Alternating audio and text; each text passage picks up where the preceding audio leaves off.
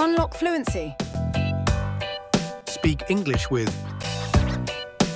English Podcast Adventures. Hey everyone, welcome back to English Podcast Adventures. In this video, we've put together 3 of our English learning episodes into one long session you can listen to while you sleep. You don't have to stay awake or focus. Just let the words play in the background as you rest. The more you listen, the more familiar the sounds and expressions will become. Each part has a different topic and a different set of ideas, so you'll pick up new vocabulary and phrases as the video goes on. If you enjoy this kind of learning, make sure to subscribe to English Podcast Adventures and turn on notifications so you never miss a new episode. All right, it's time to get started. Find a comfortable spot, close your eyes, and enjoy learning English while you sleep. Hey everyone, welcome back to English Podcast Adventures. I'm Michael. And I'm Sophia. Today we're talking about something that makes everyone nervous. First dates. Oh wow, yeah, even thinking about it makes my palms sweaty. But here's the thing, if you can handle a first date in English, you can handle almost any conversation. Exactly. Dating conversations use so much natural, everyday English. Plus, you learn how to be charming, how to ask questions, how to show interest in someone. These are super useful social skills. Before we jump in, we want to mention something. Our videos are only getting like 60 to 80 views right now, and honestly, that's just not fair to all the English learners out there who could benefit from this content. Right. So if this episode helps you, please hit that like button, leave a comment, and share it with your friends who are learning English. It really helps us reach more people. Oh, and don't forget, there's a free PDF with all the vocabulary and expressions from today's episode in the description below. Grab it. All right, so here's what we're going to do today. We'll role-play different first date scenarios. You know, meeting someone for the first time, sitting in a cafe, walking in a park. And after each scene, we'll break down the useful vocabulary and expressions. We'll explain everything clearly so you can use these phrases in real life. One of us will be shy, the other will be more confident. Because let's be honest, that's usually how first dates go, right? That's so true. Okay, ready for our first scenario? All right, so we're meeting for the first time at a coffee shop. I'll be the confident one, and Michael will be a bit shy and nervous. Perfect. Let's do this. All right. Excuse me, are you Michael? Oh, yes, that's me. You must be Sophia? That's right. It's so nice to finally meet you in person. You look exactly like your photos.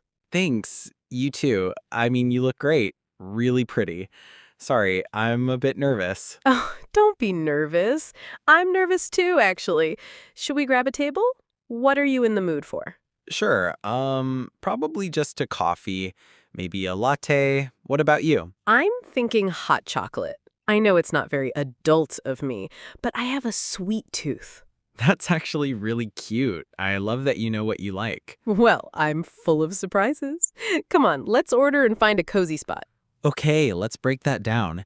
There were so many useful expressions in that short conversation. Yes. First, notice how I said, it's so nice to finally meet you in person. The phrase in person means face-to-face, not through photos or video calls. Right. And I said, you must be Sophia. That's a polite way to confirm someone's identity when you're not 100% sure. Good point. I also said, you look exactly like your photos. This is a great compliment for online dating. It means their photos were honest and recent. And when I said, I'm a bit nervous, I was being honest about my feelings. Sometimes honesty makes people feel more comfortable with you. Absolutely. Then I said, don't be nervous. I'm nervous too, actually. I was being reassuring. That means making someone feel better or less worried. The phrase, what are you in the mood for, is super natural. It means, what do you want, but it sounds more casual and friendly. And I said, I have a sweet tooth.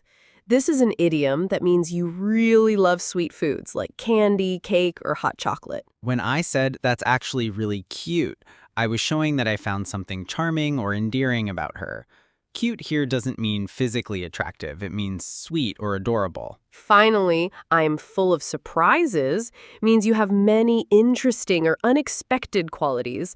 It's a playful way to create curiosity. Now, let's continue the date. We're sitting at our table with our drinks. This time, I'll be the more confident one, and Sophia will be a bit shy and nervous. Sounds good. Let's see how this goes. So, this is a really nice place. Do you come here often? Actually, no. I usually just make coffee at home. I'm not really a going out person, I guess. Nothing wrong with that. I'm a bit of a homebody myself. What do you like to do when you're at home? Well, I read a lot, and I've been trying to learn guitar, but I'm pretty terrible at it. No way. What kind of books do you read? And don't say you're terrible at guitar. Everyone starts somewhere. Mostly mystery novels. I love trying to figure out who the killer is before the end. And you're sweet to say that about guitar, but I think my neighbors would disagree. Well, maybe you just need soundproofing or very patient neighbors. I'd love to hear you play sometime. Oh, I don't know about that. What about you? Any hidden talents? Hidden talents? Well, I make a mean pancake breakfast, and I'm surprisingly good at mini golf. Mini golf. That's so random. I haven't played that in years. Well, maybe that could be our second date activity, if you're up for it. I'd like that. Wow, that conversation flowed really naturally. Let's break down the key phrases. First, do you come here often is a classic conversation starter. It's maybe a bit old-fashioned, but it works for getting someone talking about their habits. I said, I'm not really a going out person. This means I prefer to stay home rather than go to bars, restaurants, or social events. Then I said I'm a bit of a homebody myself. A homebody is someone who enjoys spending time at home. Myself here emphasizes that we have something in common. When I said I'm pretty terrible at it, I was being modest, maybe putting myself down a little bit to seem humble. And I responded with no way, which is an informal way to express surprise or disagreement. Then I said everyone starts somewhere. That's encouraging advice, meaning everyone begins as a beginner. I mentioned mystery novels and said I love trying to figure out who the killer is. The phrase figure out means to solve or understand something. When I said you're sweet to say that, I was thanking you for the compliment. Sweet here means kind or thoughtful. The phrase, my neighbors would disagree, was a humorous way of saying my guitar playing is loud and probably annoying. I make a mean pancake breakfast. When something is mean in this context, it means really good or impressive. It's slang. And I'm surprisingly good at mini golf. Suggests it's unexpected or not obvious that you'd be skilled. Finally, if you're up for it means if you want to or if you're interested. It's a casual way to suggest something without being pushy. Hey, before we continue with more dating scenarios, can we ask you a quick favor? If you're enjoying this episode and learning some useful English, could you hit that like button? It literally takes 1 second and it helps other English learners find this content. And we love reading your comments. Tell us, what's the most nerve-wracking part of dating in English for you? Or share a funny dating story if you have one. Your engagement really motivates us to keep creating these episodes. Plus, YouTube shows our videos to more people when we get likes and comments. All right, let's get back to our dating adventures. Next scenario, we're taking a romantic walk in the park. So now we've finished our drinks and decided to take a walk in the nearby park.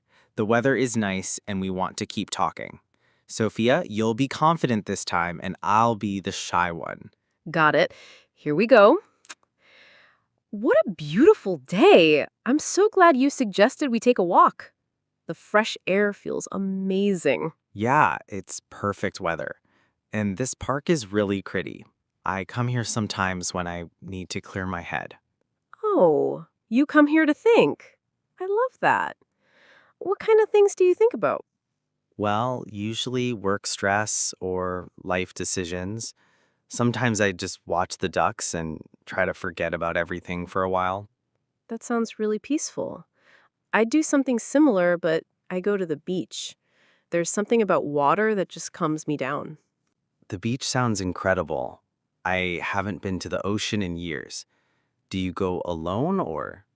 Usually alone. I know that might sound lonely, but I actually enjoy my own company. It gives me time to recharge.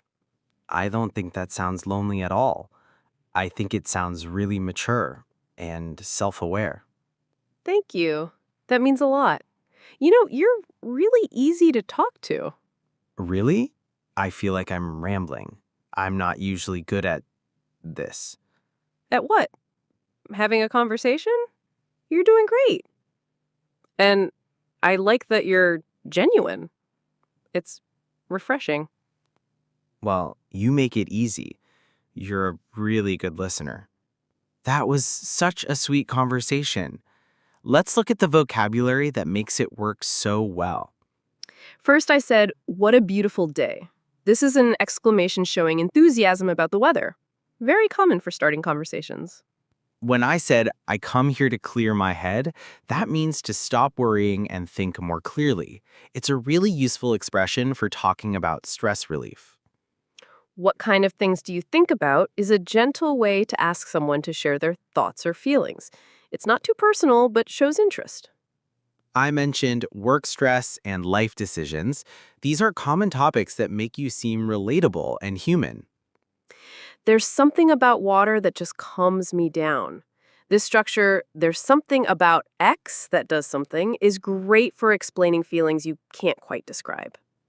When I asked, do you go alone, or I left the question hanging, the or invites the other person to fill in the information without being too direct. I said, I enjoy my own company. This is a nice way to say you like being alone without sounding antisocial. Recharge means to rest and get your energy back. It's often used for introverts who need alone time to feel good again. When I said, that means a lot, I was showing that the compliment was important to me and made me feel good. You're really easy to talk to is a wonderful compliment for someone you're getting to know. It means conversations with them feel natural and comfortable. I feel like I'm rambling means talking too much or going off topic. It's a way to check if you're boring the other person. Finally, genuine and refreshing are both great compliments. Genuine means authentic or real, and refreshing means pleasantly different or new. All right, for our final role play, let's imagine we're sitting on a park bench and the date is coming to an end. This time, I'll be the shy one and Michael will be confident. Perfect.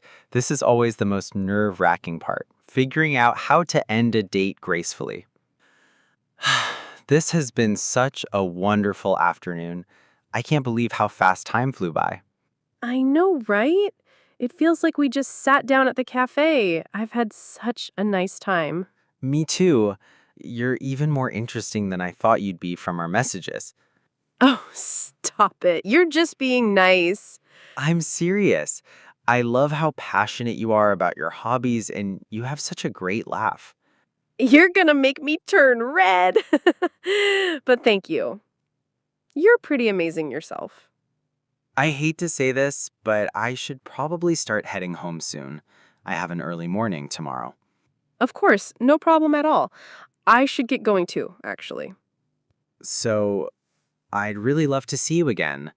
Maybe we could do that mini golf thing we talked about? I'd really like that. When were you thinking? How about next weekend? Saturday afternoon? Saturday sounds perfect.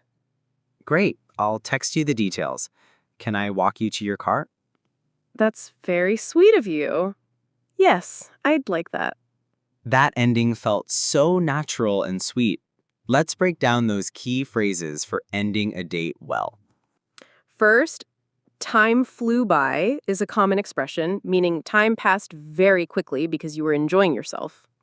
When I said you're even more interesting than I thought you'd be from our messages, I was giving a compliment while referencing our previous online conversations. Oh, stop it is a playful way to respond to compliments when you're feeling shy or embarrassed. It's not rude, it's actually kind of flirty. You're just being nice is what people say when they think someone is giving them a compliment just to be polite, not because they really mean it. When I said I'm serious, I was emphasizing that my compliment was genuine, not just politeness. Passionate is a great word for describing someone who really cares about their interests or hobbies. It's very attractive quality. You're gonna make me turn red means you're going to make me blush. It's a cute way to say someone's compliments are making you feel shy. I hate to say this, but is a polite way to introduce something you don't really want to say, like ending a nice date. I have an early morning means you need to wake up early tomorrow, so you need to go home and get to bed at a reasonable time. I'd really love to see you again is a direct but polite way to express interest in a second date. When were you thinking is a natural way to ask about timing for future plans. Finally, can I walk you to your car is a classic gentleman's offer that shows care and consideration for the other person's safety. Before we wrap up, let's quickly review some of the most important dating expressions from today's episode. Great idea. These are phrases you'll hear in movies, TV shows, and real-life dating situations. For meeting someone. You must be. It's nice to finally meet you in person. You look exactly like your photos. For showing interest. Tell me more about that. What are you passionate about? You're really easy to talk to. For being encouraging. Don't be nervous. Everyone starts somewhere. You're doing great. For sharing about yourself. I'm a bit of a homebody. I have a sweet tooth. I come here to clear my head. For giving compliments. That's actually really cute. You're surprisingly good at. You're genuine and refreshing. For ending the date. Time flew by. I'd love to see you again. When were you thinking? And remember, being honest about nervousness is totally okay. It makes you seem more human and relatable. Let's share some quick tips for English learners who might go on dates in English. First tip. It's okay to say, sorry, English isn't my first language, if you need a moment to think, or if you don't understand something. Second, ask follow-up questions. What do you mean by that? Can you tell me more about that? These keep the conversation going and show you're interested.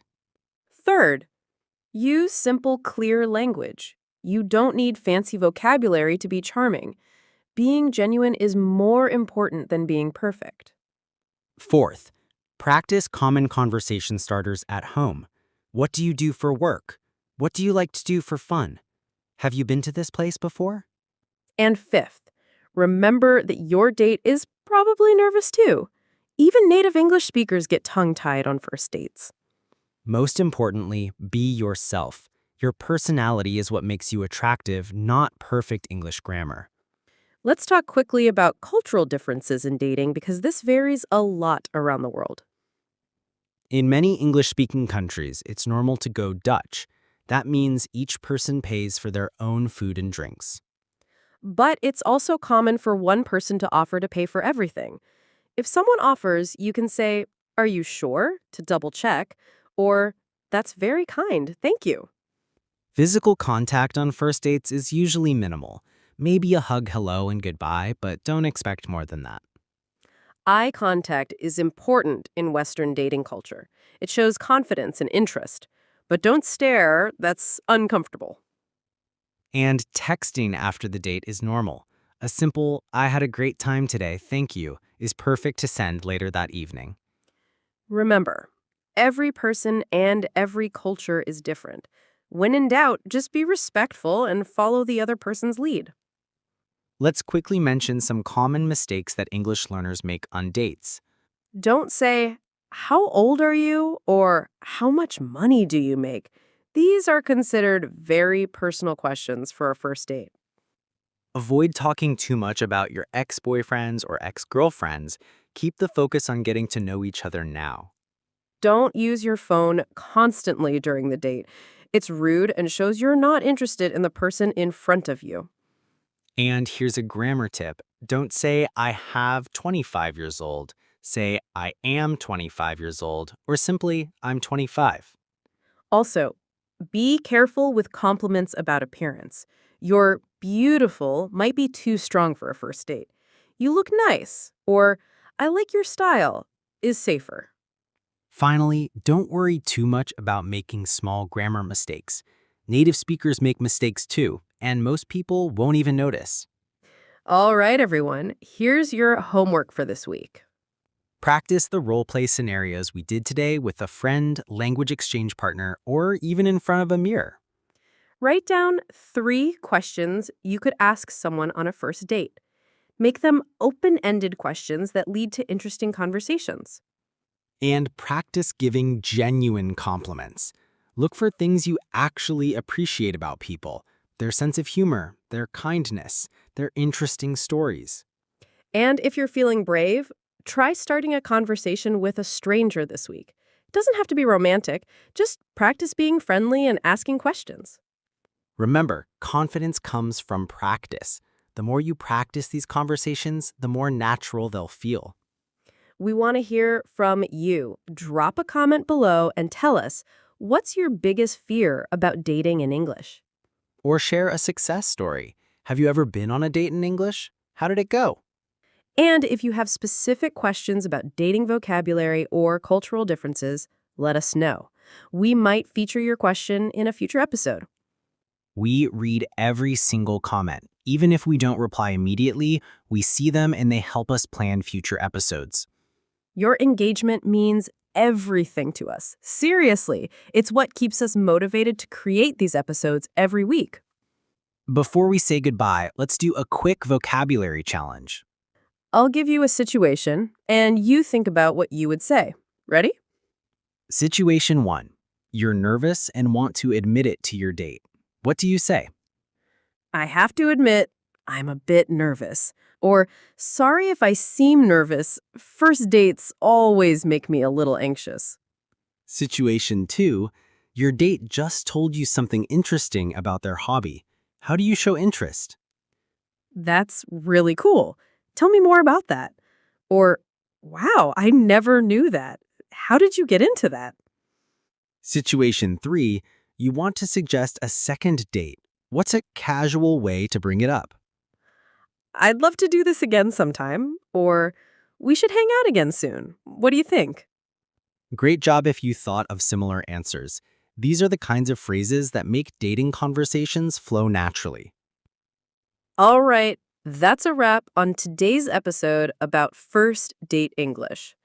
We covered so much ground today: meeting for the first time, cafe conversations, park walks, and how to end a date gracefully.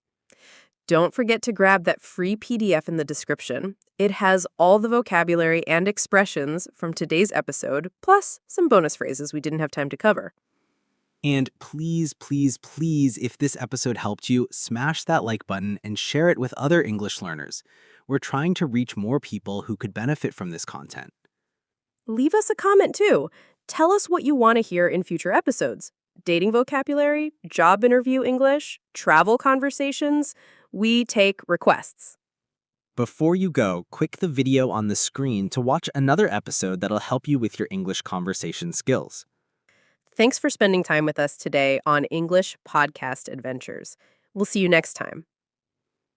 Keep practicing, keep learning, and remember, you've got this. Bye, everyone. See you next time. Hello and welcome to English Podcast Adventures. I'm here with my wonderful co-host, and we're so happy you've joined us today. This podcast is created especially for English learners like you. Our goal is simple: to help you speak and understand real, natural English through calm, friendly conversations. That's right. We speak slowly and clearly, using everyday phrases and expressions that native speakers actually use. Think of us as your English-speaking friends, sitting together over a warm cup of tea, sharing stories and ideas that can help you on your language journey. Today, we're going to talk about something that affects almost everyone: procrastination. You know, that feeling when you know you should do something important, but you keep putting it off. Maybe you tell yourself, I'll do it tomorrow, or I'll start next week. We've all been there. Oh, absolutely. Procrastination is when we delay or postpone tasks even when we know we should do them. It's that little voice in our head that says, maybe later, even when we really want to accomplish our goals. And for English learners, this can be especially challenging. Before we dive deeper into this topic, I want to share something interesting with you. Did you know that over 96% of our listeners haven't subscribed to our channel yet? If you're enjoying this conversation and finding it helpful for your English learning, we'd be so grateful if you could take just a moment to subscribe. It really helps us continue creating these episodes for you. Thank you so much for that support. It means the world to us. Now, let's get back to procrastination. Sophia, I think many of our listeners might relate to this, putting off English practice, avoiding speaking opportunities, or delaying that important email they need to write in English. Exactly, Michael. I remember when I was learning a new language myself, I would always say, tomorrow I'll practice speaking for an hour. But tomorrow would come and I'd find a dozen reasons why I couldn't do it. Maybe I was too tired, or I convinced myself I needed to study grammar first, or I just felt too nervous. That's such a common experience. Procrastination often comes from fear, doesn't it? Fear of making mistakes, fear of not being perfect, or fear of feeling uncomfortable. When we're learning English, these fears can feel even stronger because we're already outside our comfort zone. That's beautifully put, Michael. Our comfort zone is that safe, familiar space where we feel secure and confident. When we step outside of it, like speaking English with a native speaker or writing an important email in English, we might feel anxious or uncertain. So our brain tries to protect us by saying, let's just wait a little longer. But here's what I've learned over the years, and I hope this helps our listeners. Procrastination often makes us feel worse, not better. When we put things off, we carry this heavy feeling with us. It's like having a backpack full of rocks that we never take off. What a perfect metaphor, Michael. That heavy feeling you mentioned, we often call it guilt or stress. It sits in the back of our mind, whispering reminders about what we haven't done yet. And sometimes the longer we wait, the bigger and scarier the task seems to become. Yes, exactly. I call this the snowball effect. You know how a small snowball rolling down a hill gets bigger and bigger? Procrastination can work the same way. A simple task that might take 10 minutes today could feel like it will take hours if we wait until next week. That's so true. I think about English learners who want to have a conversation with a colleague or a classmate. On Monday, it feels manageable, just a friendly chat. But if they keep putting it off, by Friday, it feels like climbing Mount Everest. The task hasn't actually changed, but their perception of it has grown.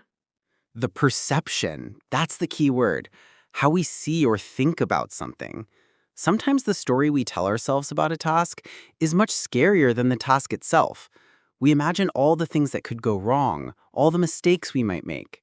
I love that you mentioned the story we tell ourselves. We're all storytellers in our own minds, aren't we? And sometimes we're telling ourselves horror stories when we could be telling adventure stories instead.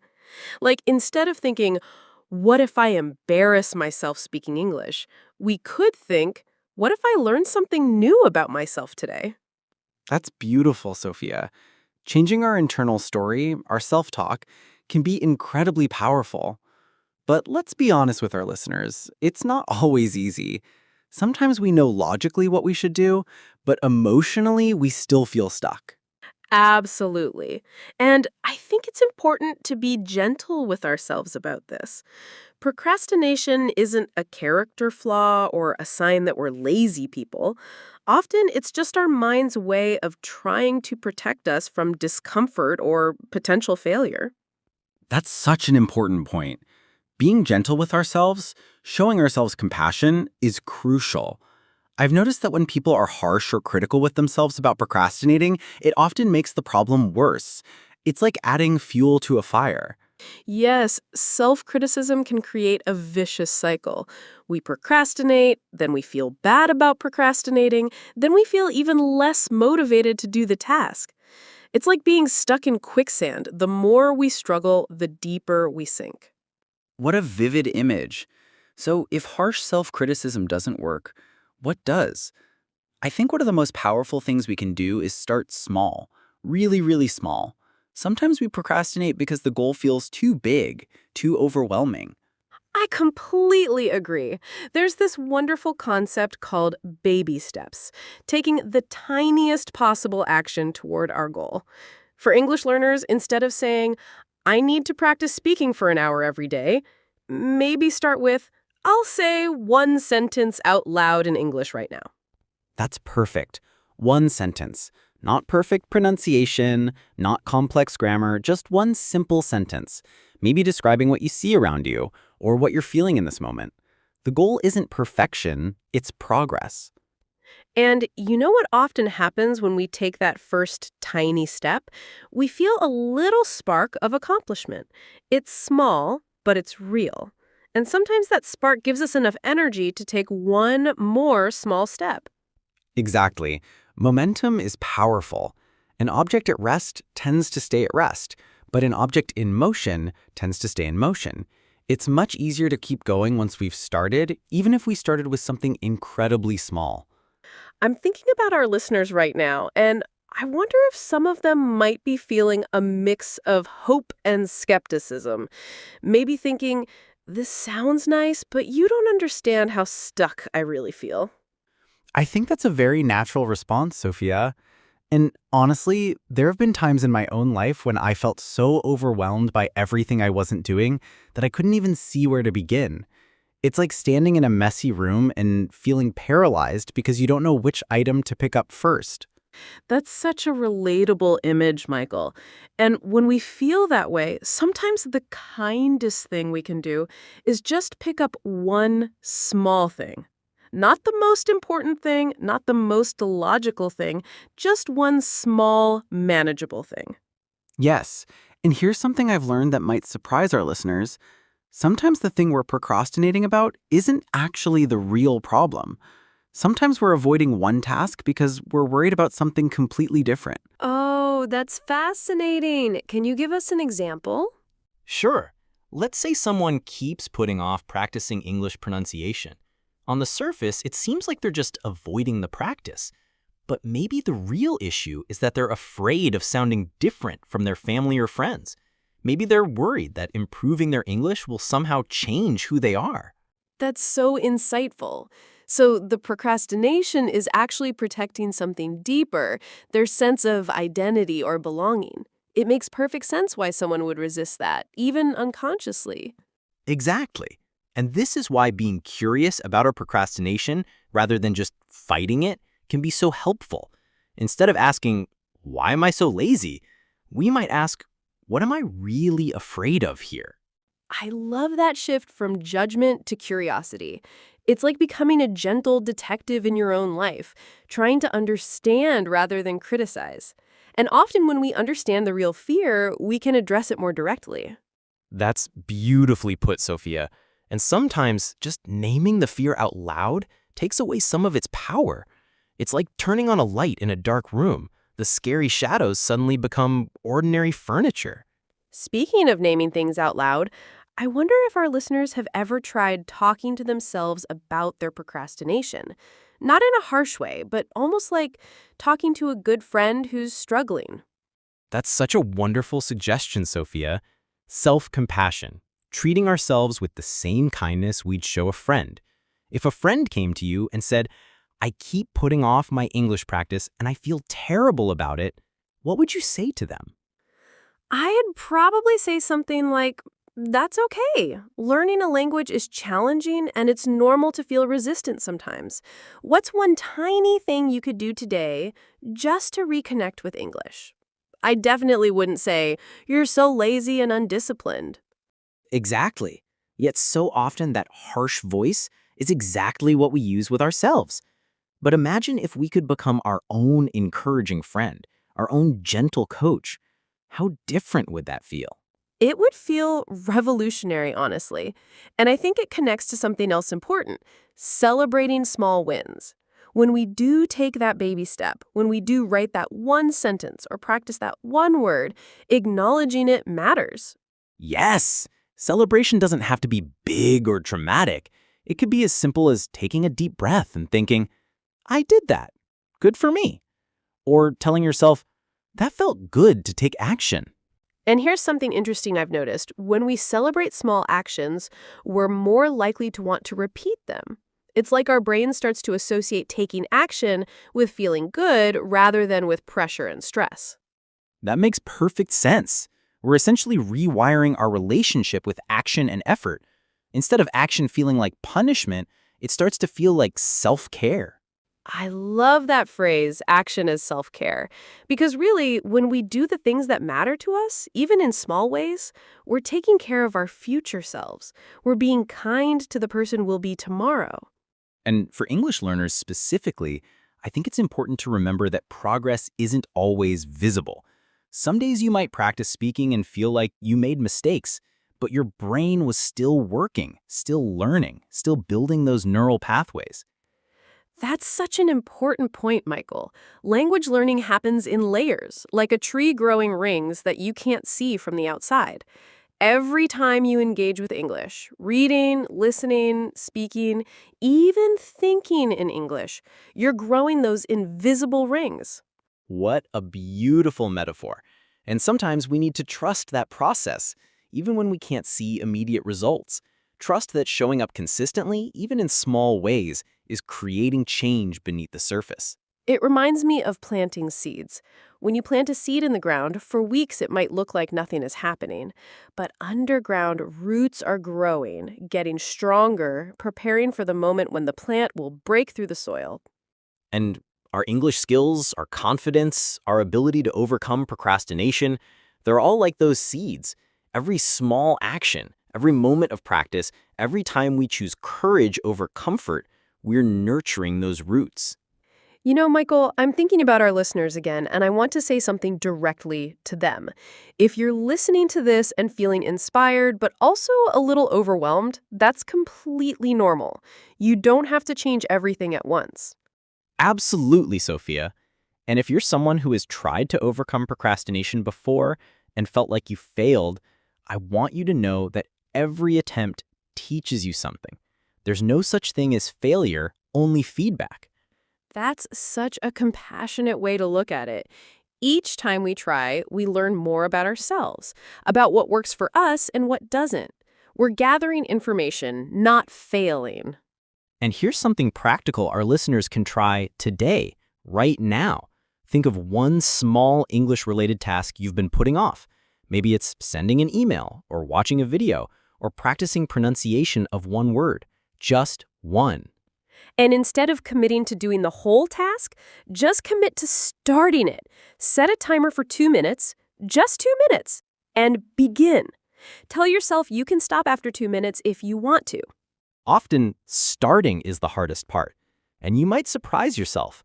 After 2 minutes, you might feel like continuing, but even if you don't, you've broken the ice. You've proven to yourself that you can begin. And remember to be kind to yourself throughout this process. Procrastination isn't a moral failing. It's just a human response to feeling overwhelmed or afraid. You're not broken, and you don't need to be fixed. You just need to be supported, encouraged, and reminded of your own strength. Because you do have that strength. Every day that you choose to listen to English, to learn something new, to step outside your comfort zone, that's evidence of your courage. As we wrap up today's conversation, I want to leave you with this thought. Be patient with yourself. Learning English is a journey, and overcoming procrastination is part of that journey. Some days will be easier than others, and that's perfectly okay. Remember, you're not racing against anyone else. You're growing at your own pace, in your own way. Every small step matters. Every moment of practice counts. Every time you choose to try again, you're winning. Thank you so much for joining us today on English Podcast Adventures. We hope this conversation has given you some gentle tools and encouragement for your English learning journey. We'd love to have you join us for our next episode, where we'll continue exploring topics that matter to English learners like you. Until then, be kind to yourself, take those small steps, and remember, we're cheering you on. Keep adventuring with English, and we'll see you soon. Take care. Oh man, you know what happened to me yesterday? I was at the coffee shop, and when I went to pay, I realized I was completely broke. Like, not a single dollar in my wallet. Wait, broke? You mean you didn't have any money on you? Exactly. And the worst part, I had to ask my friend to spot me $5 for a coffee. So embarrassing. Okay, hold up. That's actually perfect for today's topic. Hey everyone, welcome back to English Podcast Adventures. I'm Sophia, and this is Michael, and we're here to help you sound more natural when you're speaking English. That's right. And today we're diving into something that comes up in conversation all the time, talking about money.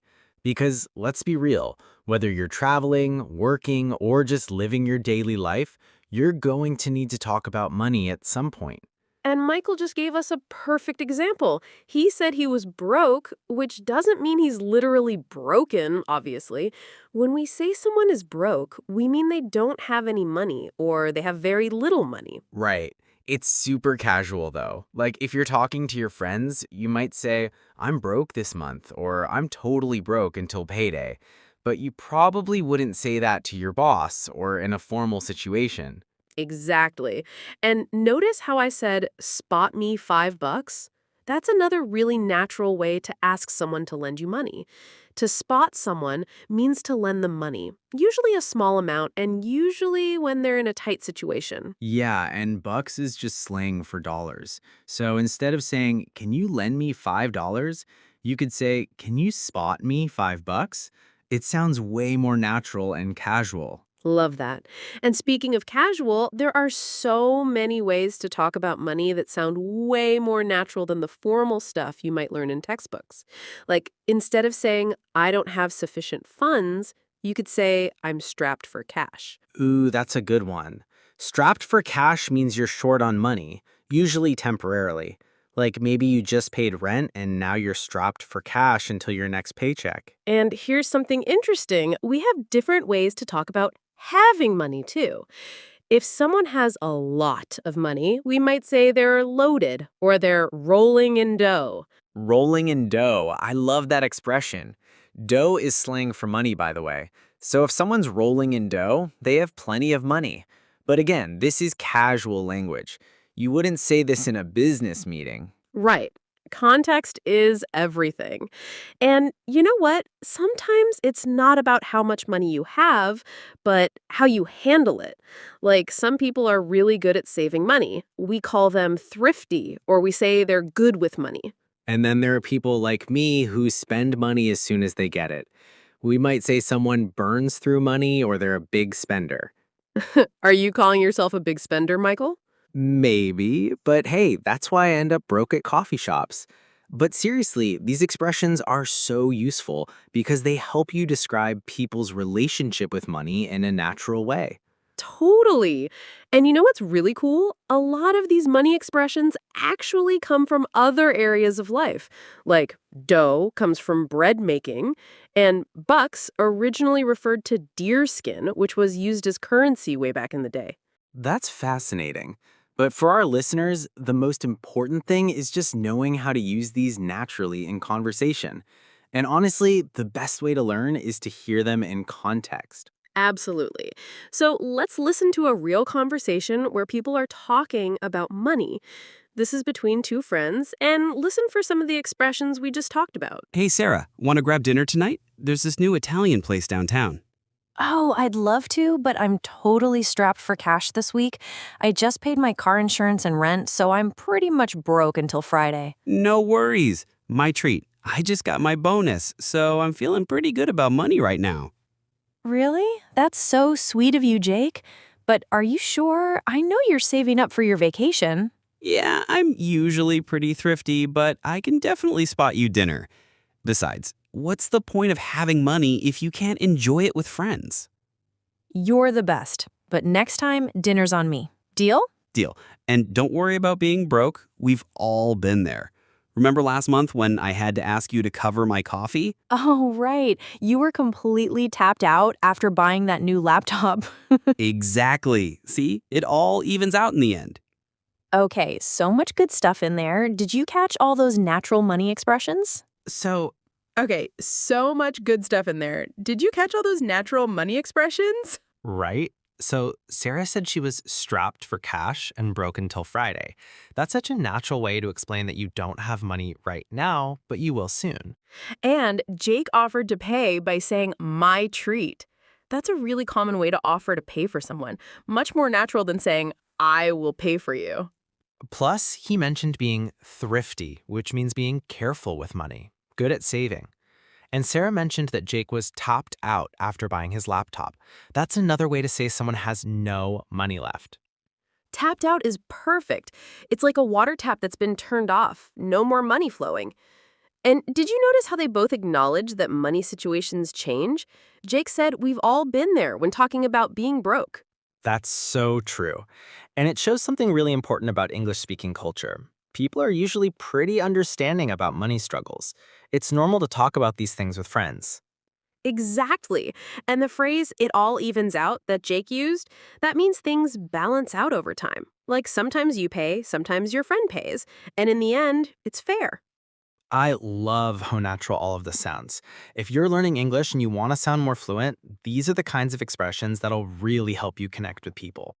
And here's a little tip. If you're ever in a situation where someone offers to pay for you and you want to be polite, you can say, are you sure? Like Sarah did. It shows you appreciate the offer, but you don't want to take advantage. Great point. And if you want to insist on paying someone back later, you can say, next time it's on me, or dinner's on me next time. That's a really natural way to show you'll return the favor. Oh, and by the way, if you're loving these natural expressions and you want to hear more, definitely hit that follow button. We're always sharing practical English that you can actually use in real conversations. Yes, and honestly, money talk is everywhere. Whether you're shopping, talking to friends, or even just watching movies, you're going to hear these expressions all the time. So true. And the thing is, once you start noticing these patterns, you'll hear them everywhere. Like, have you ever noticed how many different ways we have to talk about expensive things? Oh, that's a great point. We could say something costs a fortune, or costs an arm and a leg, or it's pricey, or steep. Right.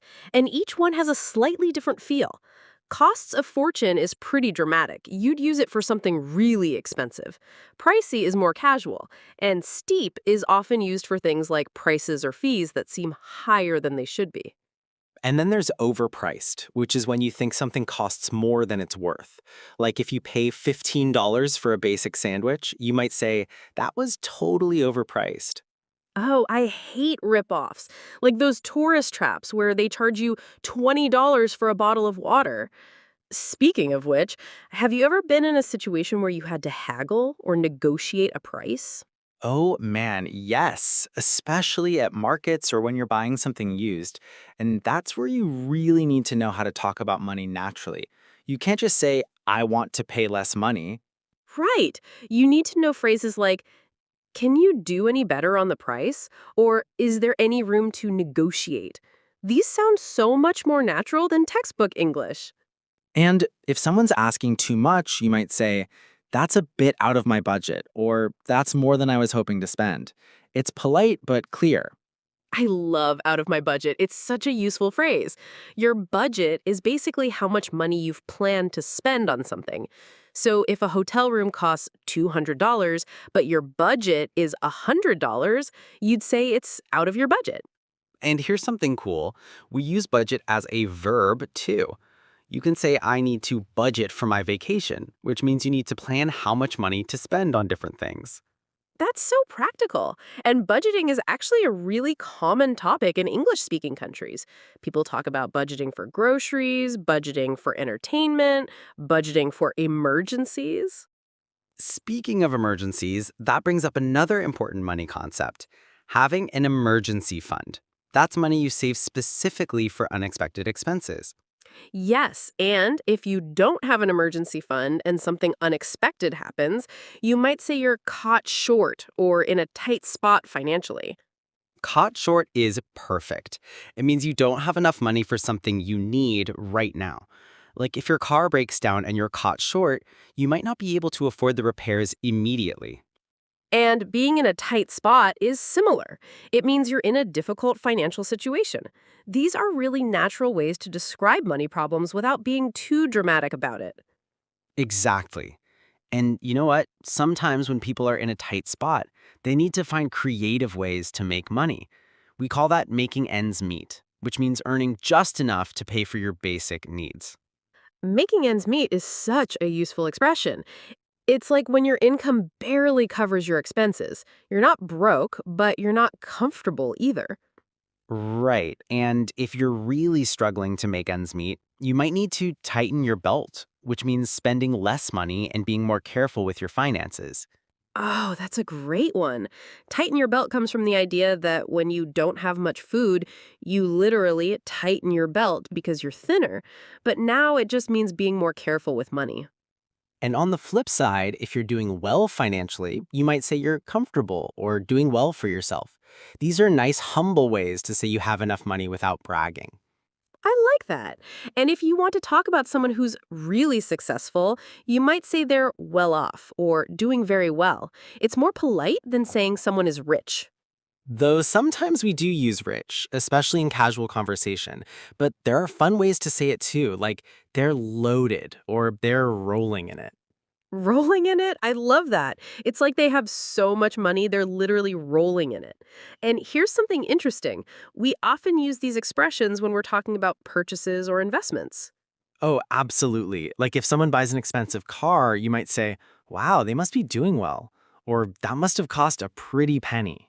Cost a pretty penny is so charming. It's an old-fashioned way to say something was expensive, but people still use it. It's more playful than just saying, that was expensive.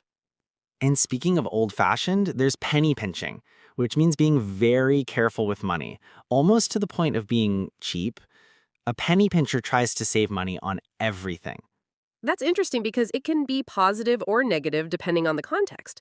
Being thrifty is usually seen as good, but being a penny pincher might seem a bit extreme. Exactly. It's all about balance. And you know what's funny? We have so many expressions about pennies and cents, even though they're the smallest amounts of money. Right, like, it doesn't make sense, which is a pun on doesn't make sense, or my 2 cents, when you want to give your opinion about something. Oh, my 2 cents is everywhere. It's such a humble way to share your opinion. Instead of saying, I think this, you can say, here's my 2 cents. Or, for what it's worth, here's my 2 cents. And there's penny for your thoughts when you want to know what someone is thinking about. These little expressions just make English sound so much more natural and interesting. They really do. And the cool thing is, once you know these expressions, you'll start hearing them in movies, TV shows, casual conversations. They're everywhere. Speaking of hearing them in real life, let's listen to another conversation. This one's between a customer and a salesperson, and you'll hear some great examples of natural money talk in a shopping situation. Hi there. I'm interested in this laptop, but the price seems a bit steep. Is there any wiggle room on the cost? Well, Marcus, I understand your concern. The sticker price is $1,200, but we do have a promotion running this week. I could knock off about $100. That's better, but I was really hoping to keep it under $1,000. Is that doable? Let me check with my manager, but I have to be honest, we're already offering a pretty good deal.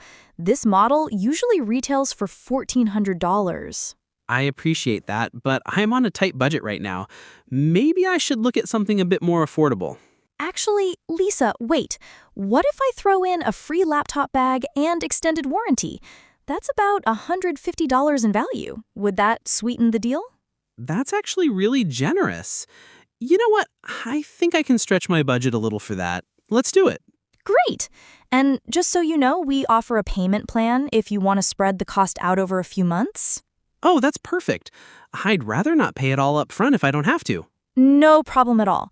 A lot of our customers prefer to break it into smaller payments. Makes it easier on the wallet. Okay, so much natural language in there. Did you catch how the customer said the price was steep and asked if there was wiggle room? Yes, wiggle room is such a great expression for asking if a price can be negotiated. It's way more natural than saying, "Can you reduce the price?" And the salesperson said they could knock off $100. That's a really common way to say you can reduce the price. You're literally knocking money off the total.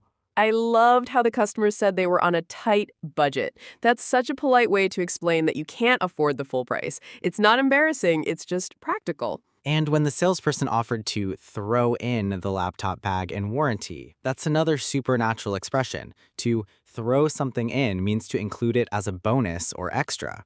Right, and they said it would sweeten the deal, which means make the offer more attractive. It's like adding sugar to make something taste better. And the customer said they could stretch their budget, which means they could spend a little more than they originally planned.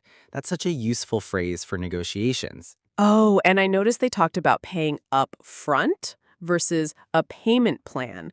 Upfront means paying the full amount immediately, while a payment plan lets you pay in installments over time. Exactly. And the phrase easier on the wallet is so natural. Your wallet is where you keep your money. So if something is easier on your wallet, it's more affordable or manageable. These are the kinds of conversations that happen every day, and knowing these expressions can really help you navigate shopping situations more confidently. Absolutely. And what I love is how polite and respectful both people were. Even when negotiating, they were friendly and understanding. That's such an important point. Money conversations don't have to be awkward or confrontational. With the right language, they can be perfectly natural and pleasant. And you know what else is interesting? Different situations call for different levels of formality when talking about money. Like with your friends, you might say, "I'm broke." But at the bank, you'd probably say, "I'm having some financial difficulties." Oh, that's so true. Banking language is definitely more formal. Instead of saying, "I need some cash," you might say, "I'd like to make a withdrawal," or "I need to access my funds." Right, and if you're having money problems, you wouldn't tell your bank manager, "I'm totally strapped for cash." You'd say something like, "I'm experiencing some temporary financial hardship." It's like code switching. You adjust your language based on who you're talking to and what the situation is.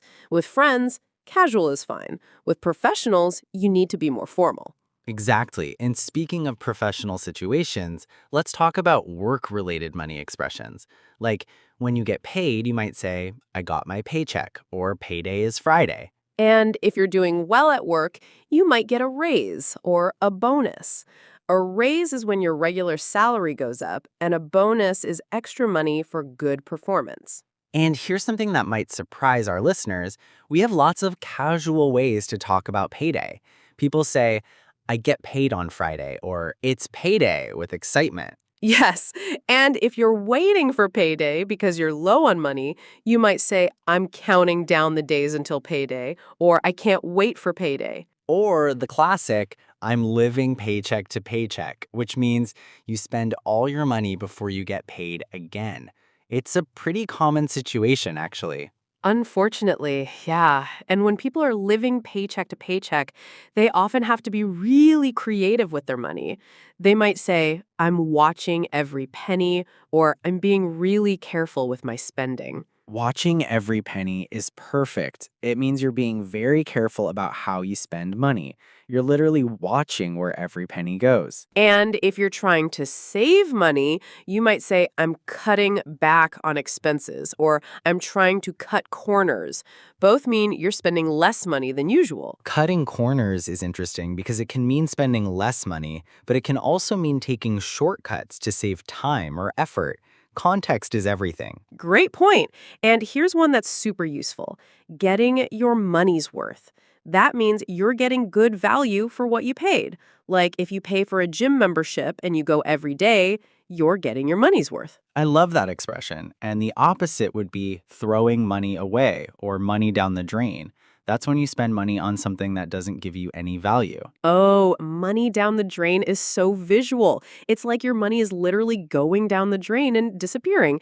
We use it when we feel like we wasted money. And sometimes people throw good money after bad, which means they keep spending money on something that's already failed. Like if your car keeps breaking down and you keep paying for repairs instead of buying a new car. That's such a practical concept. And you know what's funny? We also have positive expressions about money that don't really involve spending or saving, like time is money, which means your time is valuable.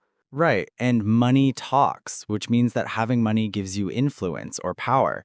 These aren't really about transactions, but they show how money affects our thinking about life. And here's one that's really encouraging. Money can't buy happiness.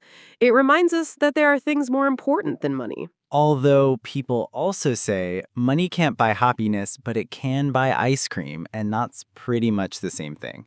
That's just a humorous way to say that money can buy things that make us happy, even if it's not happiness itself. I love that.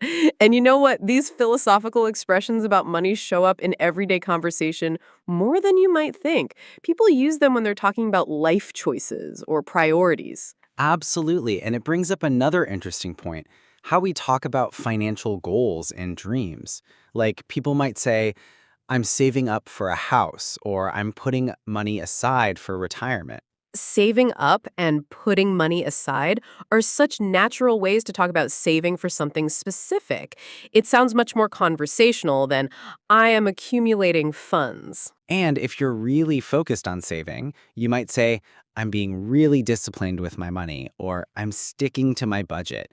These show that you're being intentional about your finances. I love sticking to your budget. It's like your budget is a plan and you're following it closely.